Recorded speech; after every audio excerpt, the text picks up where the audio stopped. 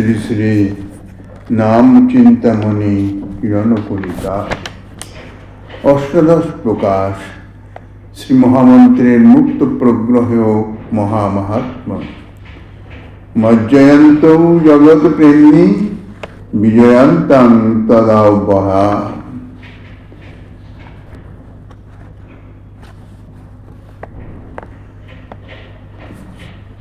শ্রীল রঘুনাথ দাস গোস্বামীপাদ তৎকৃত শ্রী চৈতন্যষ্টকের পঞ্চম শ্লোকে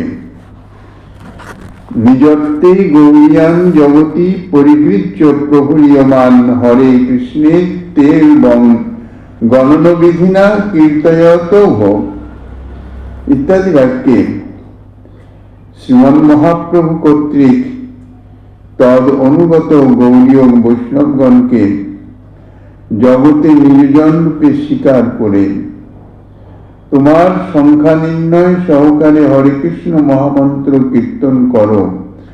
তোমরা সংখ্যা নির্ণয় সহকারে হরে কৃষ্ণ মহামন্ত্র কীর্তন করো। পিতার ন্যায় তাহাদিগের প্রতি এইরূপ শিক্ষোপদেশ প্রদান লীলার উল্লেখ করেছেন। শ্রীমন মহাপ্রভু স্বয়ং স্বীয় আচরণেও এই গণনাবিধি রক্ষার আদর্শ প্রদর্শন করেছেন। নামাচার্য ছিল নামাচার্য ঠাকুর হরিদাস। তিনি তো আজীবন অপতিত ভাবে 3 লক্ষ সংখ্যা নাম তিনি গ্রহণ করেছেন। সর্বস্বামীপাদগণ তারাও সংখ্যাপূর্বক নাম গান দণ্ডবত নতি সংখ্যাপূর্বক নাম গান নতিভি কলাবসানৈ কৃত বন্দে রূপ সনাতন রঘুযুগ শ্রীব গোপালক। শ্রীনিবাসাচার্য প্রভু বিচলিত যে স্বর্গস্বামী অষ্টক স্বর্গস্বামী গুণলেশ সূচ কষ্টক তার 6ষ্ঠ শ্লোকে এই কথা ব্যক্ত করেছেন। কাজেই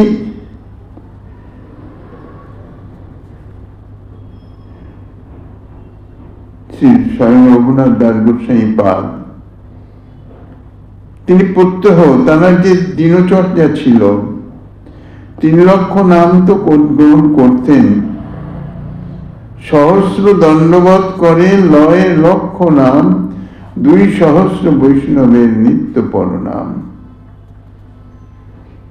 শ্রী চৈতন্য চরিতামৃতে কবিরাজ গোস্বামীপাদ শ্রী রঘুনাথ দাস গোস্বামীপাদের যে দৈনন্দিন ভজন ক্রিয়া অপতিত ভাবে অর্থাৎ একটা দিনও তাহার বন্ধ হয় নাই, ইহা কেবল নিষ্ঠা, ভজন নিষ্ঠা। যে কোনো পরিস্থিতি হোক না কেন নিত্য নিয়ম যাহা তাহা অবশ্য পালনীয়। যদিও সাধারণ সাধক যাহারা তাহাদের নানান রকম প্রতিকূলতা অনর্থ অর্থাৎ ভজন বিঘ্ন বিভিন্নভাবে এসে উপস্থিত হয়, যার জন্য তাহাদের যে দৈনন্দিন ভজন ক্রিয়া সম্পূর্ণ করতে অনেক সময় অনেক বাধা বিঘ্ন এসে উপস্থিত হয়, হয়তো পূরণ হয়ও না।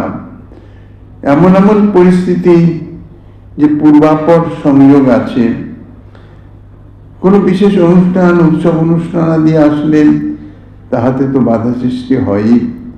এছাড়াও যে অনাদি জন্ম সঞ্চিত যে অনর্থ, সেই সুকৃত অর্থ দুষ্কৃত অর্থ অনর্থ এসে ভজন ক্রিয়া সম্পূর্ণ করতে বাধা সৃষ্টি করে।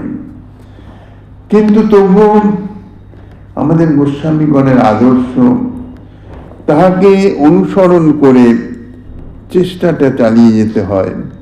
ধীরে ধীরে ধীরে ধীরে যত অনর্থ নিবৃত্তির দিকে অগ্রসর হবে তত মনে হয় ভজন ক্রিয়া, দৈনন্দিন যে ভজন ক্রিয়া নিত্য নিয়ম যাহাকে বলে বা নিত্য দিনচর্যা যাহাকে বলা হয় ভজন নিষ্ঠা, তাহা সম্পাদনে কিছু সাশ্রয় হয়। কিন্তু দুঃখের বিষয় যে অনেক চেষ্টা করেও অনেক সময় দৈনন্দিন নিয়ম সম্পূর্ণ করা সম্ভব হয় না। কিন্তু গোস্বামীগণ তাঁদের শারীরিক অশক্ততা সহজ সত্ত্বেও রঘুনাথ দাস গোস্বামী পাদের এই যে ভজন নিষ্ঠা, যার জন্য বলেছেন রঘুনাথের ভজন যেন পাষাণের লেখা, কোনো অবস্থাতেই তাহার প্রত্যব্যয় হয় না। সহস্র দণ্ডবত করে লয় লক্ষ নাম, 200 বৈষ্ণবের নিত্য প্রণাম করবার আচার প্রকাশ করেছেন। এইরকম ভাবে ভজন নিয়ম তিনি পালন করে গেছেন। এমনকি শ্রী নামাচার্যের কৃপাপ্রাপ্ত ভূতপূর্ব বেশ্যা বেনাপোলের, যেখানে শ্রী রঘুনাথ দাস শ্রী নামাচার্য হরিদাস ঠাকুর মহাশয় ভজন করতেন, স্বাভাবিক ভজনে যেন রত থাকেন ভজনানন্দী মহাত্মা। ফুলের যেমন গন্ধ চতুর্দিকে আপনা ছড়িয়ে পড়ে, ফুলকে কোথাও যেতে হয় না, পুষ্পের সৌগন্ধ থাকলে তাহা আপনি চতুর্দিকে প্রকাশিত হয়ে আকর্ষণ করে, সেই রকম শ্রী নামাচার্য হরিদাস ঠাকুরের এই যে ভজন নিষ্ঠা, নাম নিষ্ঠা, তাহার খ্যাতি চতুর্দিকে ছড়িয়ে পড়ল। সেখানকার জমিদার রামচন্দ্র খান তিনি কি করলেন? সাধারণত মাৎসর্য পরায়ণ, হিংসক, ঈর্ষা বিদ্বেষ, সাধু বৈষ্ণব বিদ্বেষী। হরিদাস ঠাকুরের এই যে প্রশংসা তাহার সহ্য হল না। হরিদাস ঠাকুর তাহার কোনো ক্ষতি করে নাই, তাহার সান্নিধ্যেও যায় নাই, বা তাহার সম্বন্ধে কোন রকম বিরূপ প্রচারেরও ধারে কাছে নয়। তিনি আপন মনে ভজন করেন নিবানিশি, তিনি নামেই মগ্ন, নামাশ্রয়ে নাম গ্রহণে মগ্ন। কেননা তারা দিনে কমপক্ষে 3 লক্ষ হরিনাম গ্রহণ করতেই হবে। শুধু যে 3 লক্ষ হরিনাম তিনি নিত্য করতেন তা নয়, তারা আরো একটি নিয়ম ছিল, সেটি হচ্ছে প্রতি মাসে 1 কোটি সংখ্যক নাম গ্রহণ। নিত্য 3 লক্ষ করে নাম গ্রহণ করলে তাহা পূর্ণ হতো না। এই জন্য তিনি 3 লক্ষাধিক নাম করতেন, 3 লক্ষেরও অধিক নাম করতেন।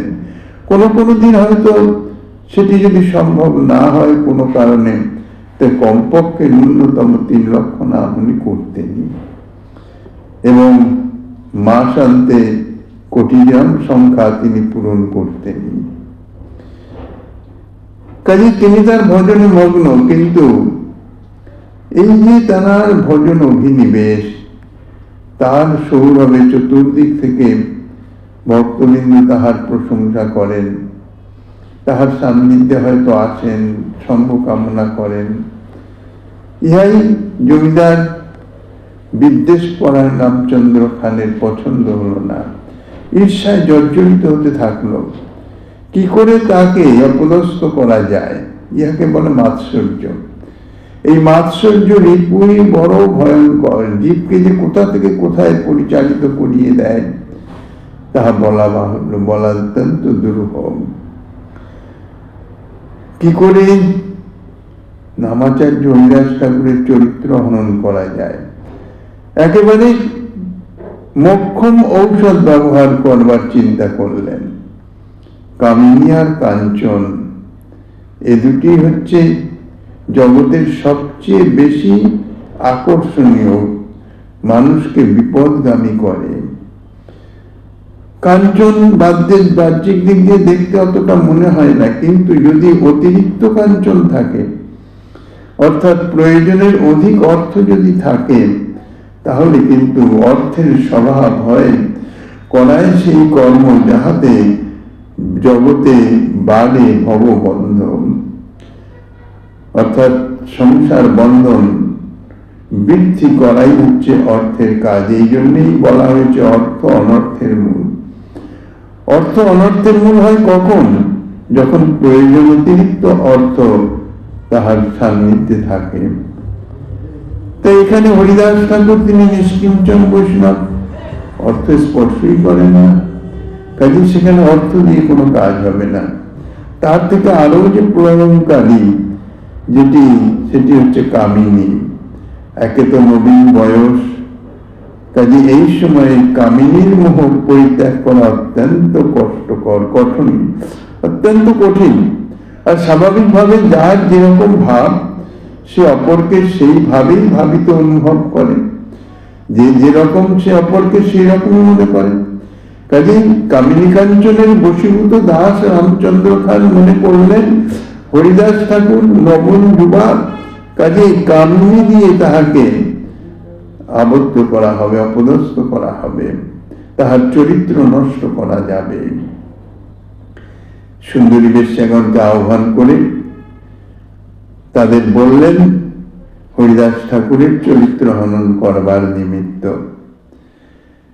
সকলে সাহস পেলেন না, কেননা যদিও তাহারা বার বনিতা ঠিকই, কিন্তু তাহারা যে গর্হিত কাজ করিতেছেন সে বিষয়ে তাহাদের যথেষ্ট চেতনা আছে।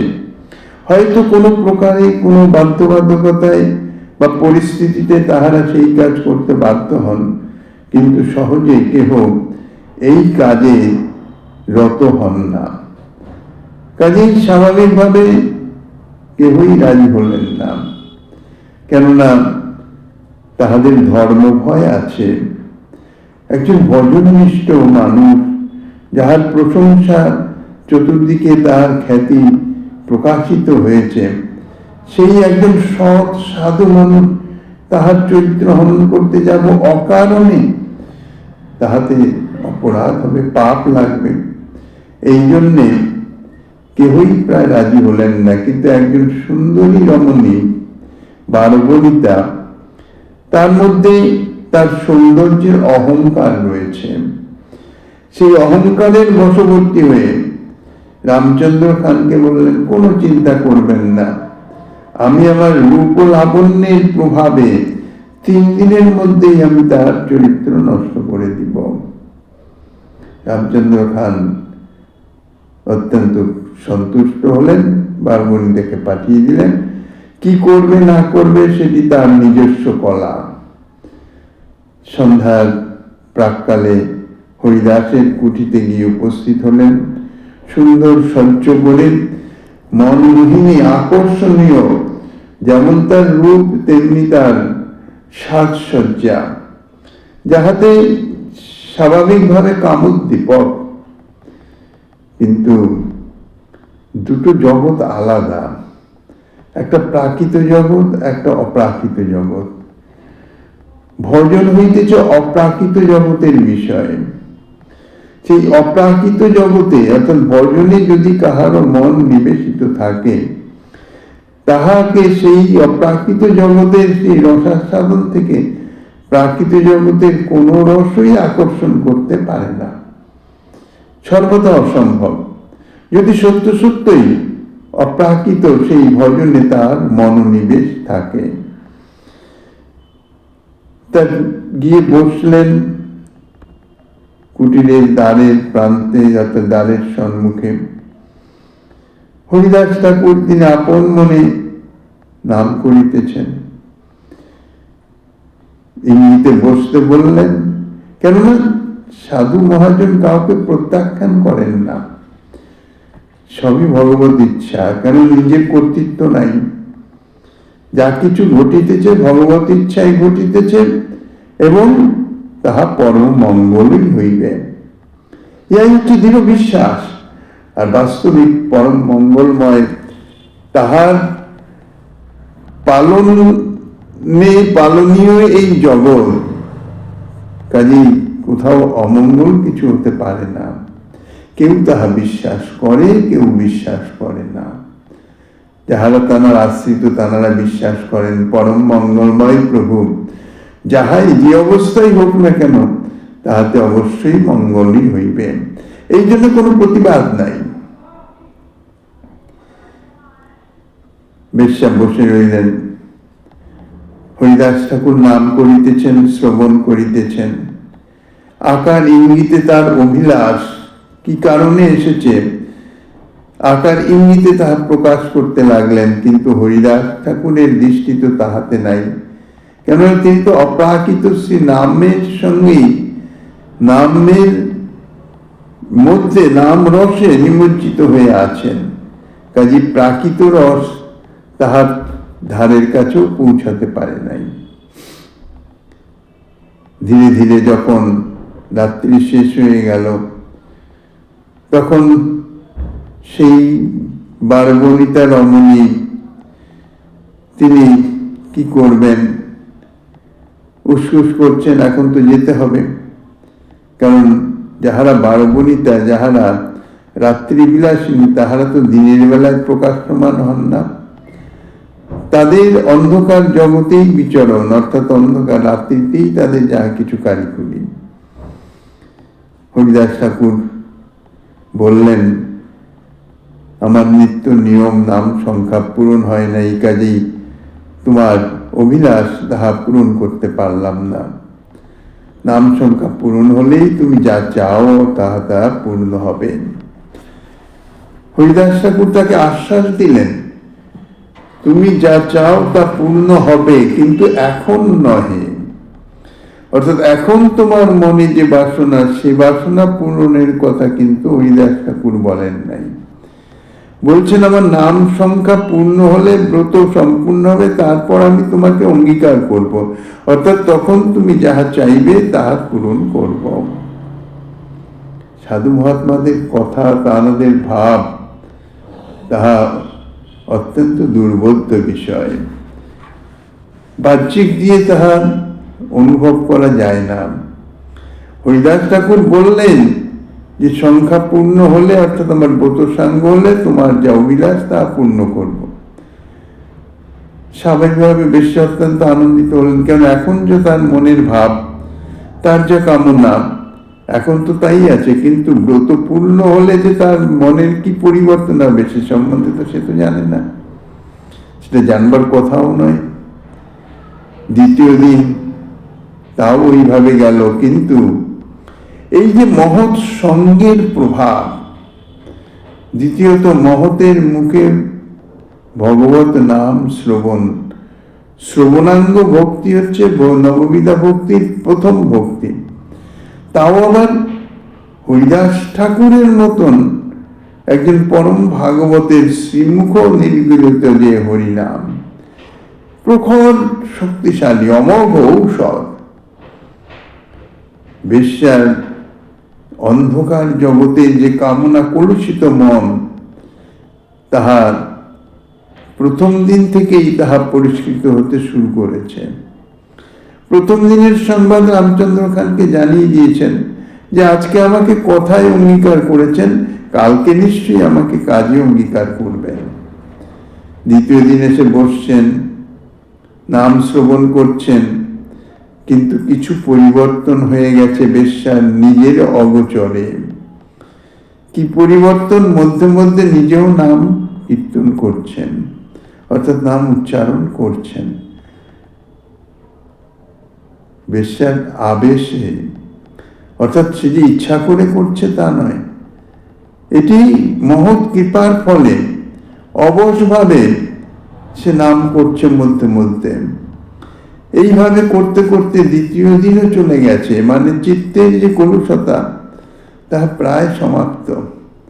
দ্বিতীয় দিনেও হরিদাস ঠাকুর পরম দুঃখিতের ন্যায় বললেন, আজকেও আমার সংখ্যা নাম পূরণ হলো না, কেননা মাসে 1 কোটি নাম আমার সংখ্যা, আর অল্প সংখ্যক বাকি আছে, মনে হচ্ছে কালকে সমাপ্ত হয়ে যাবে, কালকে তোমার অভিলাষ পূর্ণ হবে। তৃতীয় দিনে ঠিক তাই হলো। তৃতীয় দিনের রাত্রি সমাপ্তি পর্যন্ত বেশ্যার মনেরও আমূল পরিবর্তন হয়ে গেল। কি জঘন্য নিরয়গামী পথে সে ধাবিত হইতেছিল। হরিদাস ঠাকুরের চরণে আত্মগ্লানিতে ভরে গেল যে আমি এরকম একজন মহাত্মার, তাহাকে পথভ্রষ্ট করবার, সর্বনাশ করবার জন্য এসেছিলাম। প্রচন্ড আত্মগ্লানি হলো, হরিদাস ঠাকুরের চরণে পড়ল, সমস্ত ঘটনা বললেন যে এই ব্যাপার, এই উদ্দেশ্যে আমার আগমন, আপনি আমাকে রক্ষা করুন, উদ্ধার করুন। হরিদাস ঠাকুর বললেন আমি সব জানি। কেন? তিনি তো জানবেনই, তিনি তো ত্রিকালজ্ঞ। বললেন যে আমি প্রথম দিনই চলে যেতাম এখান থেকে, কিন্তু শুধু তোমার জন্যে আমি রয়েছি, ভগবত ইচ্ছা তোমার উদ্ধারের নিমিত্ত। যখন চরণে শরণাপন্ন হলেন, হরিদাস ঠাকুর বলে দিলেন তোমার যা কিছু ধন সম্পদ আছে সমস্ত কিছু দান করে দাও, বিলিয়ে দাও, দিয়ে এক বস্ত্রে এইখানে এসে, এটি হরিদাস ঠাকুরের সাধন পীঠ, মানে সিদ্ধপীঠ, এখানে এসে তুমি 3 লক্ষ নাম গ্রহণ করো, নিরন্তর নাম গ্রহণ করো, কোনো চিন্তা নাই তোমার। এতটাই পরিবর্তন হরিদাস ঠাকুরের সঙ্গে প্রভাবে যে সেই কৃপাপ্রাপ্ত ভূতপূর্ব বেশ্যা 3 লক্ষ নাম গ্রহণ করতেন ওইখানে বসে, মস্তক মুন্ডন করে। এসে যে রূপের গৌরবে গর্বান্বিত হয়ে হরিদাস ঠাকুরকে পথভ্রষ্ট করবার জন্য এসেছিলেন, সেই রূপ টুপ সব জলাঞ্জলি দিয়ে হরিদাস ঠাকুরের কৃপাতে সেখানেই বসে রোজ 3 লক্ষ নাম গ্রহণ করতেন। হরিদাস ঠাকুর তাকে ওই স্থান দিয়ে তিনি সঙ্গে সঙ্গেই অন্যত্র শান্তিপুরে চলে যান। ইহাই হচ্ছে মহতের কৃপা, মহতের কৃপার প্রভাব।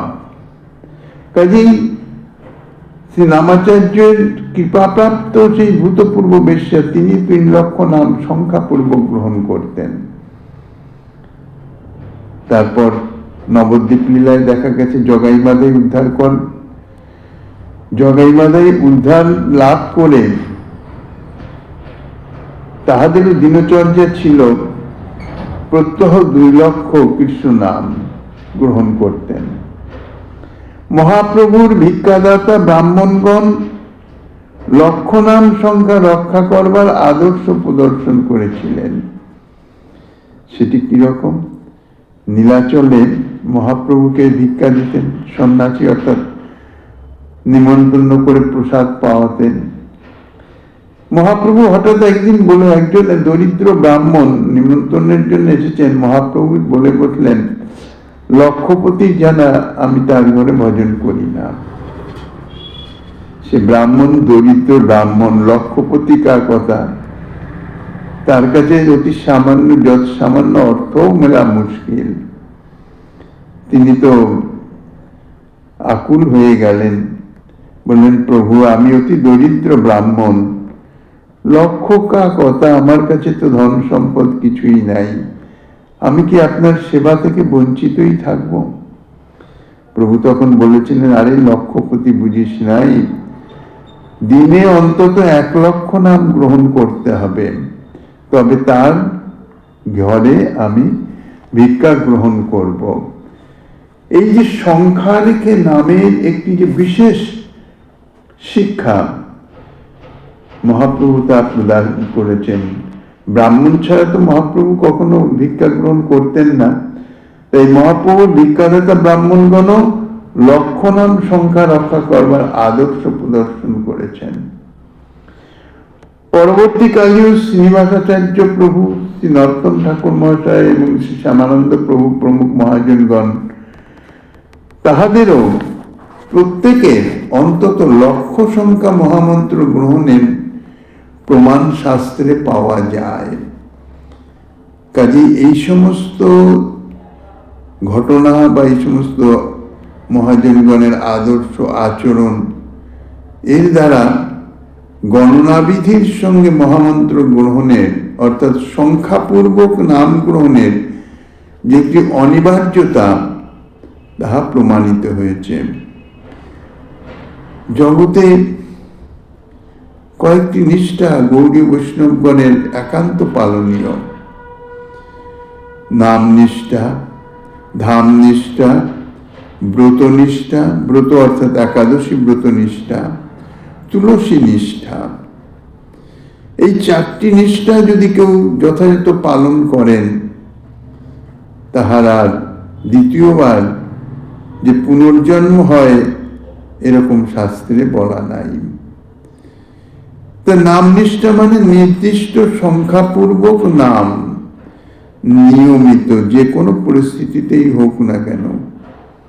কিন্তু এই বিষয়ে বক্তব্য প্রতিটি হচ্ছে ভজন। তো নাম নিষ্ঠা, ধাম নিষ্ঠা অর্থাৎ ধামে বাস, কোনো অবস্থাতেই ধামের বাইরে যাব না, সে হচ্ছে ধাম নিষ্ঠা।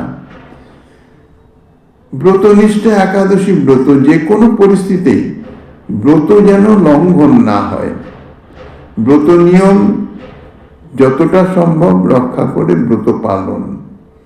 তুলসী নিষ্ঠা, নিত্য তুলসী পরিক্রমা, তুলসীতে জল দান। এখন এগুলি ভজন হচ্ছে অপ্রাকৃত, প্রাকৃত দেহ, প্রাকৃত মন বুদ্ধি দিয়ে ভজনটি চালিয়ে যাওয়া, এটি জীবের পক্ষে কখনোই সম্ভব নয়। তাহলে জীবের আন্তরিক প্রচেষ্টার ফলে ভগবত গুরু বৈষ্ণবের কৃপাতে তাহা সম্পন্ন হয়। কিন্তু আন্তরিক প্রচেষ্টাটা অত্যন্ত দৃঢ়তা সম্পন্ন হওয়া চাই, যে দৃঢ়তা রক্ষা করা অত্যন্ত কঠিন হয়ে পড়ে। যাই হোক, সংখ্যাপূর্বক নাম, এই বিভিন্ন প্রমাণাদি ইত্যাদির দ্বারা সংখ্যাপূর্বক অর্থাৎ নির্দিষ্ট সংখ্যা, সেই সংখ্যার রেখে মহামন্ত্র গ্রহণের অনিবার্যতা তাহা প্রমাণিত হইতেছে। দ্বিতীয়ত মহাপ্রভু বলেছেন, সর্বক্ষণ বল এতে বিধি নাহি আর, বা শিক্ষাষ্টকের 3য় শ্লোকে যে বলেছেন, কীর্তনীয় সদা হরি, সর্বক্ষণ বল। সর্বক্ষণ মহামন্ত্র কীর্তন করবার অঙ্গী বা মুখ্য প্রভু উপদেশ পালনের জন্য অনুকল্প বিধিরূপে প্রত্যহ অন্তত 1 লক্ষ বা নির্দিষ্ট সমসংখ্যা মহামন্ত্র নিয়ম করে কীর্তন করতে করতে ক্রমশ নাম রসাকৃষ্ট যুবা স্বভাবতই অবশেষে সর্বক্ষণ মহামন্ত্র গ্রহণে প্রবৃত্ত হবে। এই সংখ্যাপূর্বক এটা একটা ভজনের বিশেষ অঙ্গ। কেননা একটা বাধ্যবাধকতা থাকে যে এটা আমাকে করতেই হবে। বিষয়াবিষ্ট মন, বিষয় মলিন চিত্ত, প্রাকৃত জিহ্বা, ভগবত নাম সদা উচ্চারণ, এক কথায় বলতে গেলে অসম্ভব প্রায়। কেননা এই জনজাগতিক পরনিন্দা পরচর্চাকারী এই জিহ্বা সেই পরনিন্দা পরচর্চার মধ্যেই বেশি রস আস্বাদন করে। তা সেই জিহ্বায় ভগবত নাম নিরন্তর উচ্চারণ করানো বা সে উচ্চারণ করা ইহা সহজ কথা নহে। তখন তার জন্য ওই জন্য প্রথম কথা হচ্ছে একটা নির্দিষ্ট সংখ্যা নাম যেটি ভজনের নিয়ম হিসাবে গ্রহণ করা। অন্তত সে নামটা তো হবেই, সেটা তো করতেই হবে, বাধ্যবাধকতা রয়েছে। আর বাকি সময়ে চেষ্টা, যদি আন্তরিক চেষ্টা থাকে, যতই জনজাগতিক প্রাকৃত কথা রোচক জিহ্বা সেদিকে ধাবিত হোক, কিন্তু চেষ্টা যদি থাকে আন্তরিক, তাইলে কিছু কিছু এদিক সেদিকের কথা হলেও একটু সময় পেলেও জিহ্বা একটু ভগবত নাম উচ্চারণ, সংখ্যাটা তো রইলই, এছাড়া বাকি সময়ের জন্যে সেই রকম যদি অভ্যাস হতে থাকে, তাহলে কি হয়, ক্রমশ ধীরে ধীরে ধীরে ধীরে ধীরে ধীরে অভ্যাস হয়ে যাবে। নিজের অজান্তেই তখন জিহ্বায় নাম স্ফূর্তি হতে থাকবে। অর্থাৎ সর্বক্ষণ মহামন্ত্র গ্রহণে এই জিহ্বা প্রবৃত্ত হয়ে যাবে, কেননা মানুষ অভ্যাসের দ্বার। ইহা গৌড়ীয় বৈষ্ণব সাধকবর্গকে শিক্ষা দিবার জন্যই স্বয়ং নামী অর্থাৎ শ্রীমন মহাপ্রভু তিনি গণনাবিধির সহিত অর্থাৎ সংখ্যা রক্ষা পূর্বক স্বনামামৃত সেবী হয়েছেন এবং তাহার নিত্যসিদ্ধ পরিকরগণ তৎপরবর্তী সিদ্ধ মহাজনগণ সাধকের ন্যায় আচরণ প্রকাশ করেছেন। প্রেম স্তরে উঠে গেলে যখন প্রেমী ভক্ত হয়ে যান তখন কিন্তু তাহার সাধন নিয়ম ইত্যাদি কোনো বাধ্যবাধকতা থাকে না। কেন থাকে না? কেননা প্রেমাবিষ্ট হয়ে কখন তার সময় চলে যাচ্ছে তার কোনো হদিশ নাই। তিনি তো আবিষ্ট বাহ্যজ্ঞান রহিত হয়ে যান, কিন্তু তবুও তাদের সিদ্ধ মহাত্মাগণ তাঁরাও নিরন্তর নাম, তাঁরা ভাবাবিষ্ট থাকলেও এই জন্যে সে নাম গ্রহণের সঙ্গে অন্যান্য ভজনাঙ্গ যাজনের বিধি রয়েছে। যারা লীলা স্মরণে ডুবে যান অর্থাৎ প্রেমী ভক্ত, শরণাঙ্গ ভক্ত অর্থাৎ লীলাতেই বেশিরভাগ আবিষ্ট চিত্ত হয়ে থাকেন, কিন্তু হলেও তাহাদের নাম কিন্তু চলতে থাকেন, কেননা নাম অভ্যাস হয়ে গেছে। নাম নিরন্তর চলতে থাকুক, এমনকি দেখা গেছে যে নিদ্রিত অবস্থায় তার নাম চলছে। এই জন্যে সিদ্ধ মহাত্মাগণের আচরণে তাঁরাও নাম নিরন্তর গ্রহণ করেন, এই জন্যে যাতে তাঁদের দেখে অনুপ্রেরণা প্রাপ্ত হয়ে নবীন সাধকগণ তাহারাও নিরন্তর নাম গ্রহণের চেষ্টা করেন। শ্রীমন মহাপ্রভু বলেছেন, সেজনের নাম আমি বলি লক্ষেশ্বর, তথা ভিক্ষা আমার নাহি যাই অন্য ঘর। প্রতিদিন লক্ষ নাম সর্বদ্বিজগণে, লয়েন চৈতন্য চন্দ্র ভিক্ষার কারণে। শ্রী চৈতন্য ভাগবতে বৃন্দাবন দাস ঠাকুর মহাশয় তিনি প্রকাশ করেছেন যে শ্রীমন মহাপ্রভুর নিয়ম, যিনি লক্ষেশ্বর তানার ঘরেই ভিক্ষা নেবেন, সেই লক্ষেশ্বর কাকে বলেন? বলছেন সেজনের নাম আমি বলি লক্ষেশ্বর, অর্থাৎ যিনি নিত্য 1,00,000 নাম গ্রহণ করেন। তাই প্রতিদিন লক্ষ নাম সর্বদ্বিজগণে, লয়েন চৈতন্য চন্দ্র ভিক্ষার কারণে। শ্রীমন মহাপ্রভুকে ভিক্ষা দিবার অভিলাষ যাদের আছে সেই সমস্ত ব্রাহ্মণগণ তারা সকলেই প্রতিদিন লক্ষ নাম জপ করতেন। শ্রী চৈতন্য চরণাশ্রিত বৈষ্ণব মাত্রেরই প্রত্যহ অন্তত 1,00,000 মহামন্ত্র গ্রহণ সংখ্যা রক্ষা করা উচিত, চেষ্টা করা উচিত। যদি প্রত্যহ অপতিত ভাবে অন্তত 1,00,000 হরিনাম গ্রহণ করি, তাহলে মহাপ্রভুর স্বীয় প্রতিজ্ঞা অনুসারে নিশ্চয়ই আমার গৃহে ভিক্ষা অর্থাৎ মত প্রদত্ত যে নৈবেদ্য সেবা গ্রহণ করবেন। বাস্তবিক লক্ষ নাম গ্রহণ যদি না করা হয় তাহলে তাহার নিবেদিত বস্তু শ্রীমন মহাপ্রভু গ্রহণ করবেন কিনা সে বিষয়ে মহাপ্রভুর উক্তিতে তো পরিষ্কারই বলা আছে, গ্রহণ করবেন না। কাজেই সাধকের এ বিষয়ে বিশেষ সচেতন হয়ে বিশেষ চেষ্টা করা উচিত। এখন চেষ্টাই সাধ্য, চেষ্টার অতিরিক্ত আর কিছু নাই। আন্তরিক প্রচেষ্টার দ্বারা সবকিছুই সম্ভব হয় প্রভুর কৃপা। কারণ লক্ষ নাম নিত্য গ্রহণ 2-1 দিন 5 দিন হয়তো হয়ে গেল, সেটা অন্য কথা। অপতিত ভাবে নিত্য গ্রহণ তাহা ভগবত কৃপা, গুরু বৈষ্ণব কৃপা ব্যতীত কখনোই সম্ভব নয়।